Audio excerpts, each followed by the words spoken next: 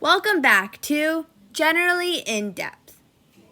Today we will be talking about graphing, but don't worry, this whole video is not just going to be about math.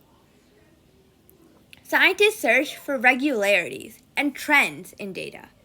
So two common methods of presenting data are tables and graphs. Y'all know what a graph is. It has an x and a y axis and points on the graph. And here's an example of just a simple graph that everyone knows about. But in science, the independent variable is recorded on the x-axis and the dependent variable is recorded on the y-axis.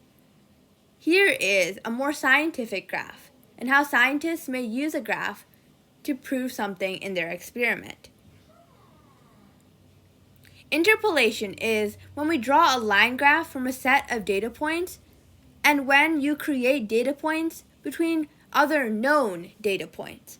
And extrapolation is creating data points beyond the end of the graph line and using the basic shape of the curve as a guide. Lesson summary. Point 1. Two common methods of presenting data are tables and graphs. Point number 2 is that when you draw a line graph from a set of data points, and when you create data points between known data points, it's called interpolation. And lastly, point number 3, creating data points beyond the end of the graph line using basic shapes of the curve as a guide is called extrapolation. Subscribe if you want to, and thank you so much for watching. Bye!